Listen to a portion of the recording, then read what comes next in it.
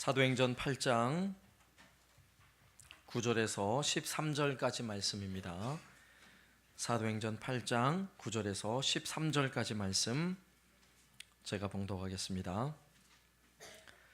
그 성에 시몬이라 하는 사람이 전부터 있어 마술을 행하여 사마리아 백성을 놀라게 하며 자칭 큰 자라 하니 낮은 사람부터 높은 사람까지 다 따르며 이르되 이 사람은 크다 일컫는 하나님의 능력이라 하더라. 오랫동안 그 마술에 놀랐으므로 그들이 따르더니 빌립이 하나님 나라와 및 예수 그리스도의 이름에 관하여 전도함을 그들이 믿고 남녀가 다 세례를 받으니 시몬도 믿고 세례를 받은 후에 전심으로 빌립을 따라다니며 그 나타나는 표적과 큰 능력을 보고 놀라니라. 아멘. 마술 공연을 보는 것은 참 흥미롭고 재미난 일입니다.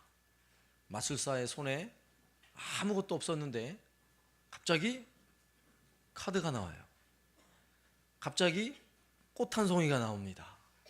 심지어는 살아 움직이는 비둘기가 손에서 짠 하고 나오는 거예요. 너무너무 신기하죠.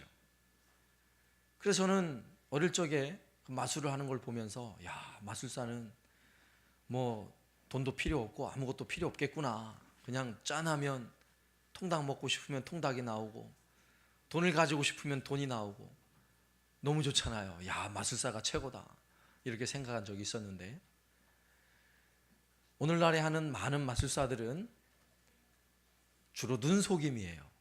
우리 눈에 볼 때는 뭔가 새롭게 나오는 것 같지만 어디다 몰래 안 보이는데 감춰놨다가 보여주는 거예요. 눈속임이에요. 그런데 고대 사회의 마술사는 귀신의 힘을 빌어서 마술을 행하는 경우가 많이 있었습니다. 그래서 성경에도 보면 이렇게 어떤 영적인 힘을 빌어서 주술적인 행위를 하는 이런 사람들에 대하여 대단히 신중하게 경고를 하고 있어요. 신명기 18장 10절 말씀에 그의 아들이나 딸을 불 가운데로 지나가게 하는 자나 점쟁이나 길흉을 말하는 자나 요술하는 자나 무당이나 진언자나 신접자나 박수나 초혼자를 너희 가운데에 용납하지 말라. 지금 이야기했던 사람들이 어떤 종류의 사람들이에요? 영적인 어떤 악한 영의 매체를 이용해서 신비한 일을 행하는 거예요. 예언을 하거나 점을 치는 사람들입니다. 심지어는 신기한 일들을 눈앞에 펼쳐 보이는 사람들이에요. 이런 사람들은 사람들로부터 많은 관심을 가지게 되어 있습니다. 오늘 성경에 등장하는 사마리아 성의 마술사 시몬이라는 사람도 대단한 마술사였던 것 같아요. 정확히 그가 눈속임 마술을 했는지 아니면 어떤 악한 영, 귀신의 힘을 빌어서 마술을 행했는지는 잘 알 수 없어요. 그러나 중요한 사실은 사마리아 성에 사는 사람들에게 상당히 존귀함을 받았다는 것입니다. 성경은 그에 대해서 이렇게 기록하고 있어요.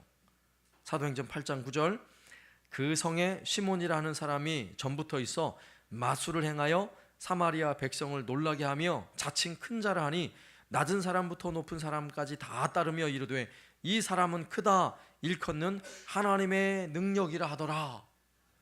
자기 스스로도 상당히 높은 사람이다 라고 생각하고요. 그리고 사마리아의 성에 사는 수많은 사람들이 그를 볼 때 하나님의 능력이 나타나는가 봐 이렇게 생각할 정도로 그의 마술은 대단한 것이었습니다. 그때나 지금이나 신비한 일에는 많은 사람들이 관심을 가지게 되어 있지요. 우리나라에도 무당이 많이 있어요. 대략적으로 한 10만 명의 무당을 추산을 하는데 그 중에서도 아무나 돈을 잘 벌고 유명한 게 아니라 누가 돈을 잘 벌어요? 용한 무당. 그죠? 갔는데 어쩜 그렇게 잘 맞춰요.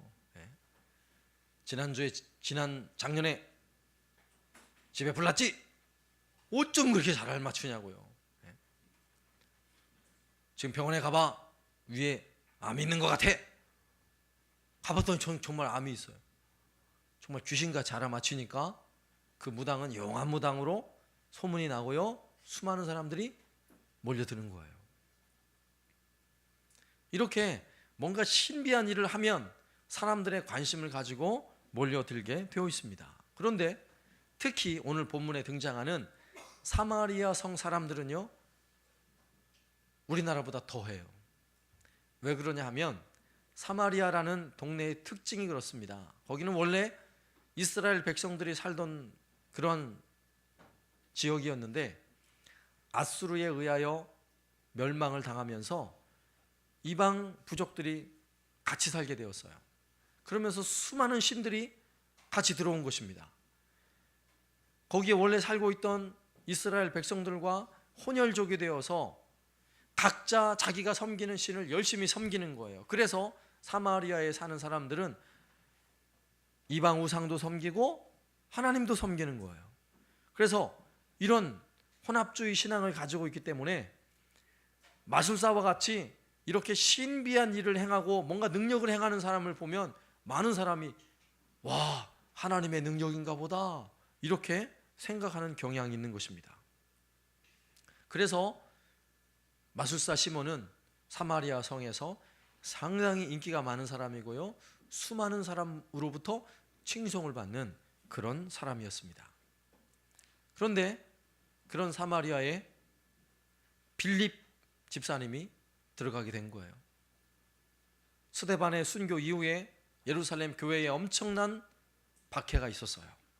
그것을 피해서 제자들이 곳곳으로 흩어지게 되었는데 그 중에 한 사람 빌립 집사님은 사마리아 성으로 들어갑니다. 그리고 그 성에 들어가 복음을 전하는데 놀라운 복음의 열매들이 맺어졌어요. 뿐만 아니라 그 성에 마술사 시몬보다 더 놀라운 능력을 행하는 것입니다. 그래서 마술사 시몬도 빌립에게 세례를 받고 예수를 믿겠다고 나오는 이런 엄청난 사건이 벌어진 거예요. 그래서 우리는 오늘 주어진 본문을 통해서 마술사 시몬이 세례도 받고 예수도 믿게 되었는데 마술사 시몬을 통해서 과연 그의 신앙이 바른가, 그가 가지고 있는 믿음이 바른 것인가를 한번 살펴봐야 돼요. 그러면서 과연 우리가 가진 신앙은, 나의 신앙은 과연 옳은 신앙인가를 한번 점검해 보려고 합니다. 결론을 먼저 말씀드리면, 첫째, 바른 신앙은요, 바른 믿음을 가지고 있다면 오직 생명의 역사가 나타나요. 새 생명의 역사가 나타나요. 그리고 두 번째요, 바른 신앙을 가진 사람에게서는요, 오직 예수가 가장 존귀합니다. 그리고 바른 신앙을 가진 사람이라면 그에게는 반드시 겸손이라는 신앙의 태도가 나타나게 되어 있습니다. 이 세 가지 내용을 오늘 본문을 근거해서 살펴보려고 하는데요, 먼저 오직 새 생명, 생명에 관한 것인데요, 사마리아 성에서 어떤 일이 벌어지기 시작합니까? 빌립 집사님이 복음을 전하니까 놀라운 구원의 역사가 나타나는 거예요. 빌립 집사님 가는 곳마다 예수 그리스도의 이름을 전합니다. 오늘 읽진 않았지만 앞선 내용에 사도행전 8장 5절과 6절 말씀, 빌립이 사마리아 성에 내려가 그리스도를 백성에게 전파하니 무리가 빌립의 말도 듣고 행하는 표적도 보고 한 마음으로 그가 하는 말을 따르더라. 아멘.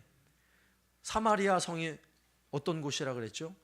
유대인들이 볼 때는요, 상종할 수 없는 사람들이라 그랬어요. 개나 돼지보다 못한 사람들로 여겼어요. 그 성에 들어가는 것조차 꺼리는 곳이 바로 사마리아였어요. 그런데 빌립은 먼저 자신에게 새 생명이 있어요. 새 생명이 있는 사람에게는요, 이런 놀라운 새로운 변화를 경험할 수 있는 것입니다. 이 변화는요, 그동안의 유대주의, 유대적 사고에서는 도무지 넘을 수 없는 벽이었어요. 상종할 수 없는 사람이었어요. 그러나 빌립 집사님은요, 그 안에 예수로 말미암는 이 새 생명의 역사가 그 안에서부터 불릴 듯 일어나니까 기꺼이 사마리아를 향해 복음을 들고 나아가는 것입니다. 새 생명을 가진 사람에게는요, 이런 새로운 변화를요, 두려워하지 않아요. 그리고 빌립 집사님을 통해 사마리아 성에 놀라운 변화가 일어나기 시작합니다. 도무지 예수를 믿지 않을 것처럼 여겼던 사람들이 예수를 믿기 시작한 것입니다. 빌립이 전한 복음을 듣고 예수를 메시아로 받아들이고 예수 믿는 수많은 사람들이 일어나게 되는 것입니다. 뿐만 아니라 사마리아 성에 귀신 들린 사람에게서 귀신이 쫓겨가는 역사가 나타나고요, 문둥병자가 고침을 받고 안진뱅이가 고침을 받는 놀라운 기적이 일어나는 것입니다. 빌립이 사마리아 성에 오기 전까지는 이런 일에 있어서는 마술사 시몬, 이런 모든 사람이 어린 아이고 어른이고 할 것 없이 다 인정해 주는 사람이었는데, 빌립이 오고 나니까요, 마술사 시몬은 아무것도 아닌 거예요. 그러니까 마술사 시몬도요, 빌립에게 쫓아가가지고 나도 예수를 믿겠다고, 그리고 세례를 받습니다. 여기까지는 놀라운 사건이에요. 하나님의 복음이 전해지는 곳에는 반드시 새 생명의 역사가 있습니다. 오늘날 우리가 살고 있는 이 시대에도 내 안에 예수로 말미암는 진정한 새 생명의 역사가 있다면, 중요한 사실은 나로 말미암아 새 생명의 또 다른 역사가 나타난다는 사실을 우리는 믿어야 하는 것입니다. 왜 그래요? 우리 안에 있는 이 복음은 거짓 복음이 아니잖아요. 눈속임이 아니라고요. 마술사 시몬은 사람들에게 높임을 받기 위해서 귀신의 힘을 빌었을 수도 있고, 때로는 사람들의 눈을 속여서 신비한 일을 행했을지는 모르지만, 빌립이 행한 일들은 가짜가 아니에요. 거짓이 아니라고요. 진리이신 예수 그리스도의 복음으로 말미암아 진리가 전해지는 곳에 죽어진 영혼이 살아나는 새 생명의 기적이 나타난 것입니다. 그래서 사도행전 8장 8절 말씀에서는 그 성에 큰 기쁨이 있더라. 그 성은 사마리아 성이고요, 그 성은 지난 1000년 동안 이런 기쁨이 없었어요. 새 생명의 기쁨이 없었던 땅이에요. 그러나 그 땅에 새 생명의 역사로 말미암아 빌립 그 한 사람의 복음 전도로 말미암아 그 성에 무수한 사람들이 예수를 믿고 생명을 얻는 기적 중의 기적이 그 성에 나타나게 되는 것입니다.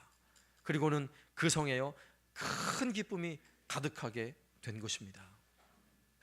사랑하는 여러분, 내가 가지고 있는 예수로 말미암는 이 생명이 진실이라면 나로 말미암아 새 생명의 역사가 나타나야 할 줄로 믿습니다. 해도 되고 안 해도 되고의 문제가 아니에요. 이거는 필수적인 것입니다. 필수. 그래서 예수를 믿으면 나로 말미암아 누구에겐가 분명히 선한 영향력을 미치게 되어 있어요.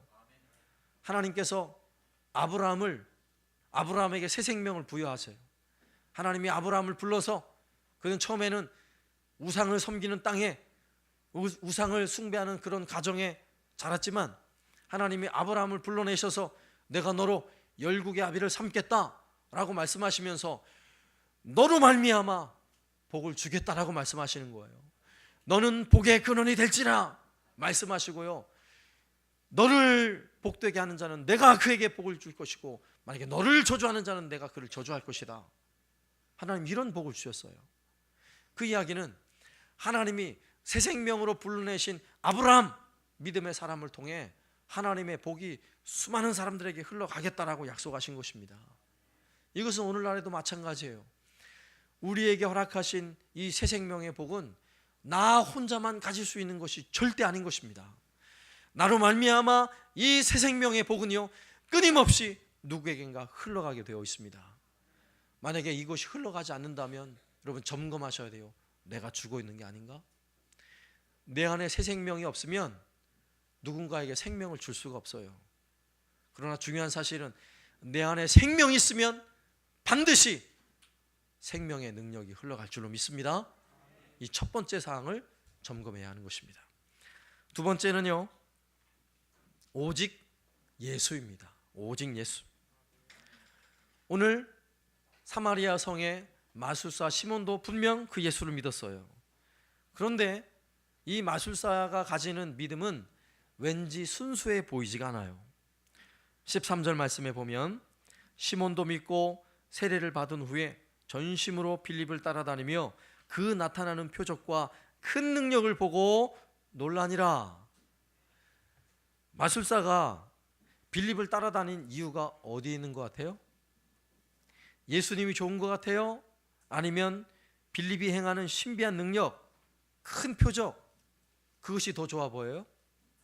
마술사 시몬의 눈에는 그동안 자기가 했던 것보다 더 신비한 능력을 행하는 그 기적이 중요한 거예요. 그에게는 그것을 배우고 싶은 것입니다.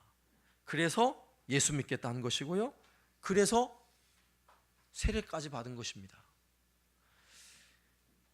이 마술사 시몬에게 우리가 볼 수 있는 그의 믿음은 분명 진실한 믿음이 아닌 것처럼 보여요.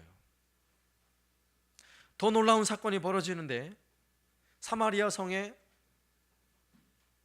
수많은 사람들이 예수를 믿고 구원의 은혜가 임하잖아요. 수많은 사람들이 세례를 받았어요. 이것이 예루살렘에 있는 사도들에게 전해집니다. 그러자 사도들은 회의를 해서 베드로와 요한을 사마리아에 보낸 것입니다. 그 상황을 한번 점검해보고 또 그들을 위해 안수하며 기도할 때에 또 놀라운 사건이 벌어지는 거예요. 안수하며 기도할 때에 기도를 받는 사마리아 성의 사람들마다 성령의 충만한 역사가 나타나는데, 그러한 성령을 받은 역사들이 신비한 사건으로 나타나기 시작하는 것입니다. 물론 오늘 성경에는 정확히 기록되지 않았어요. 이 성령의 나타남의 역사는 제가 다음 주일에 다시 설교를 할 내용인데, 정확한 내용은 기록되지 않았어요. 그러나 대략적으로 한번 추정을 해보면 기도하는 이마다 방언이 터질 수도 있어요. 기도하는 이마다 성령의 충만함을 받는데, 오순절 마가 다락방에 임했던 정말 불이 임하는 것 같은, 바람과 같은 성령의 임하는 역사가 나타났을 수도 있어요.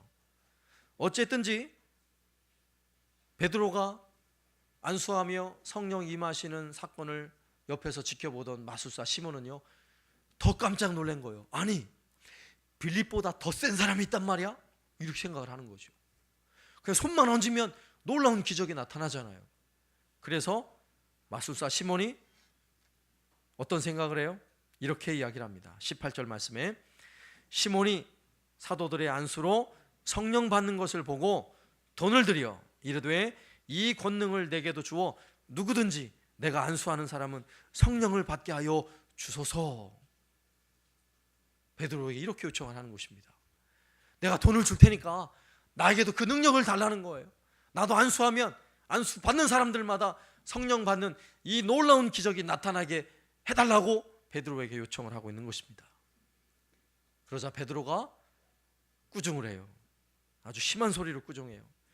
하나님의 선물을 돈을 주고 사려고 하느냐? 너는 돈과 함께 망할지어다. 이런 이야기를 하는 거예요. 너의 그 사악함을 회개하라. 이렇게 이야기하고 있어요. 그래서 시몬이라는 이름은요, 물론 후대에 그에 관한 기록이, 성경은 기록은 없어요. 그러나 후대 다른 여러 역사 기록물에는 그에 대한 기록이 나와 있는데, 그는 이단교주가 돼요. 신비주의 이단교주가 됩니다. 그리고 오늘날도 영어에 시몬이라는 이름 앞에 Y자를 하나 붙이면 시몬이라 그래서 성직매매라는 단어의 뜻을 가지고 있어요. 이와 같이 그는 돈을 가지고 신비한 능력을 사려 했던 사람이에요. 그는 진실한 믿음을 가진 사람이 아니에요. 그가 그런 관심을 가지고 예수를 믿겠다고 나왔고 세례를 받겠다고 세례까지 받았지만, 그런 진실한 믿음을 가지지 않은 사람, 그런 사람의 대표자가 된 것입니다. 오늘날 우리도 마찬가지예요. 예수님을 처음 믿을 때 예수님이 좋아서 예수를 믿는 사람은 극히 드물어요. 처음에 교회 나올 때 예수님이 너무 좋아서 나 예수님 믿겠어요 이러며 나온 사람은 극히 드물다고요. 청소년 시절에는요, 왜 교회를 나오게 돼요? 교회 가보니까요, 마음에 드는 예쁜 여학생이 있어요. 그래서 나오기 시작하는 거예요. 교회 오빠를 알게 됐는데 얼마나 멋진지 몰라. 교회 오빠 최고예요. 그래서 나오게 돼요. 그 동기를 나쁘다고 할 수 없어요. 처음엔 다 그래요. 교회 가보면 뭔가 좋은 일 있을 것 같고, 교회 다니는 사람들은 다 웃는 모습이 너무 행복해 보이고, 나도 교회 가면 복을 받겠지, 나도 교회 가면 좋은 일이 있겠지. 물론 이런 동기로 얼마든지 교회를 나올 수 있다고요. 그런데 정말 교회를 다녀보니까 재밌거든요. 행복해요. 어떤 사람들 교회 가면 떡을 주나 밥을 주나 그랬는데 정말 교회 갔더니 떡도 주고 밥도 주고 막 그러거든요. 너무너무 좋아요. 그런데 동기는 얼마든지 그럴 수 있으나 신앙생활을 하다 보면 그 중심에 예수님이 정말 소중하다는 사실을 깨우쳐야 하는 것입니다. 그런 동기로 예수를 믿겠다고 나올 수 있지만 시간이 지날수록 돈이 좋은 게 아니라 예수님이 좋다는 사실을 알아야 하는 거예요. 예수를 믿어서 복을 받는 게 중요한 것이 아니라 내 안에 있는 예수 그리스도, 그분이 얼마나 소중한 분인지 가슴으로 느껴져야 하는 것입니다. 예수님이 너무나 소중해서 오늘 초대교회 성도들이 그 모진 핍박 속에서 예수를 끝까지 믿고 거부하지 않았던 것처럼 예수님이 너무 좋아서 기꺼이 내 생명을 들여서라도 예수를 믿겠다고 나오게 되는 거예요. 이것이 오직 예수예요. 오직 예수. 사랑하는 여러분, 아직도 여러분 안에 예수를 믿겠다, 교회를 나오겠다라는 이 동기가 어떤 동기를 가지고 있습니까? 그 동기는 상관없어요. 어떤 동기든지. 그러나 중요한 사실은 내 안에 예수가 정말 소중한 분으로 내 안에 중심을 잡고 있어야 돼요. 내 마음에 다른 것으로 내 마음을 채울 수 있는 것이 아니라 오직 예수로 내 마음을 채울 수 있어야 하는 것입니다. 돈이 없어도 만족할 수 있어야 돼요. 예수님 때문에요. 건강이 없어도 만족할 수 있어야 합니다. 예수님 때문인 것입니다. 세상 사람들이 가지는 것, 나는 가지지 못하고 있어도 만족할 수 있어야 돼요. 내 안에 예수로 가득 차 있기 때문에 그렇습니다. 그래서 사도 바울은요 그렇게 고백했어요.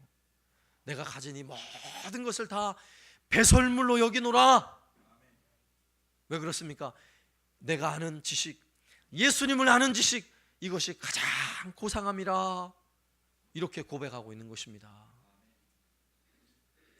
우리는 예배하면 예배할수록, 하나님을 알면 알수록, 말씀을 깨우치면 깨달을수록 예수, 나를 구원하신 예수님, 그분이 얼마나 소중한지 기꺼이 주님을 위해서, 우리 예수님을 위해서라면 내 생명도 아끼지 않고 나는 주께 드리겠습니다 라는 그런 결단의 자리로, 결심의 자리까지 나올 수 있어야 하는 것입니다. 그리고 세 번째로요, 오직 겸손입니다. 마술사 시몬, 그는 예수 믿기 전이나 예수를 믿고 나서나 그 마음에 가지는 한 가지 마음은 뭐예요? 내가 높아져야 하는 것입니다. 내가 높아져야 하는 거예요.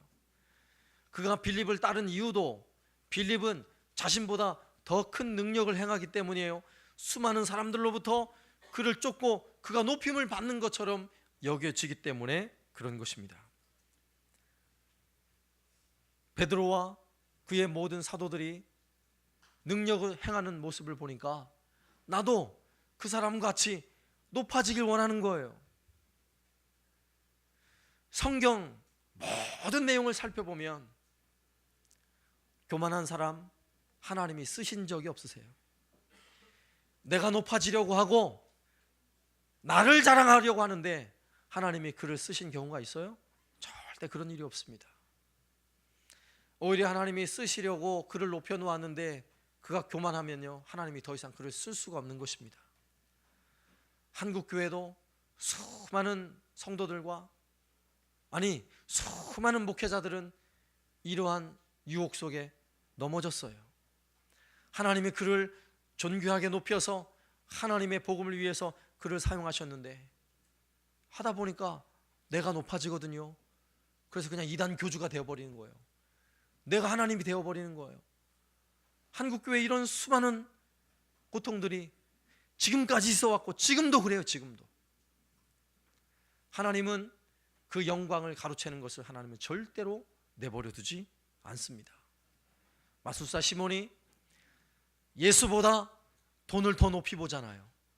돈으로 그 능력을 살 수 있느냐고 물을 때는요, 돈이 더 높은 거예요. 돈만 있으면 다 되는 거예요.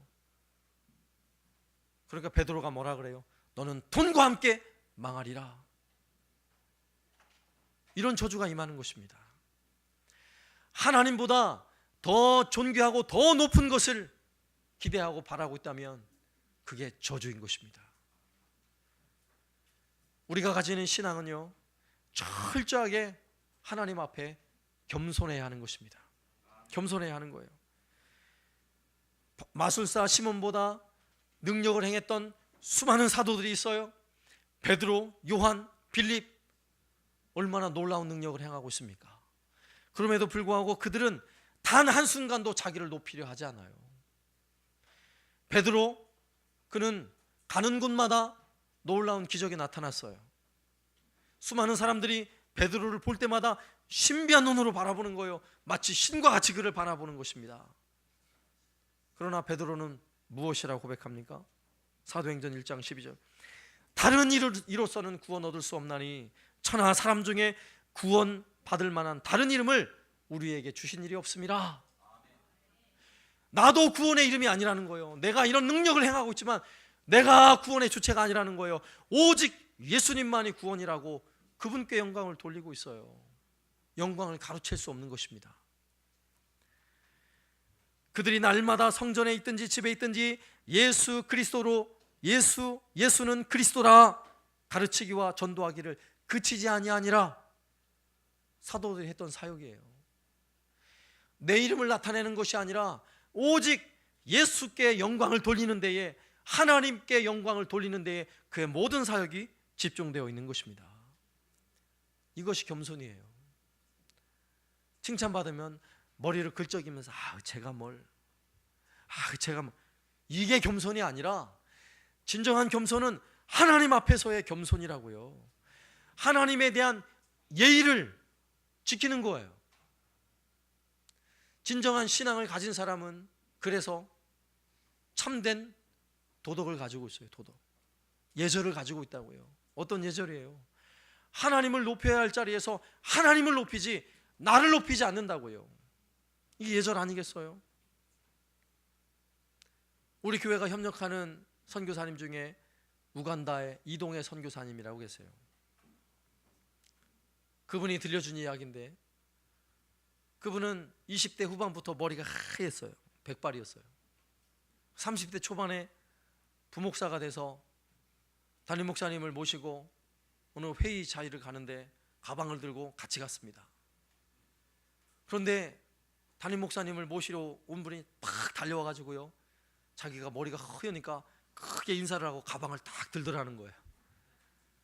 그래서 제가 아닙니다, 옆 이분이십니다 이랬다는데, 그리고 나서는 내가 하얀 백발로 다니는 것이 이게 예의가 아니구나 생각을 하고 그때부터 열심히 염색을 했대요. 그게 예의 아니겠어요? 자칫 오해를 하면 안 되잖아요. 내가 영광을 받으면 안 되잖아요. 옆에 담임 목사님 계시는데. 이게 예절이고 이게 도덕이에요. 하나님과 우리 사이의 관계에서도 마찬가지예요. 우리가 교만하면 돼요? 안 되는 이유가 높아지실 분은 하나님이시지 내가 아니라는 사실이에요.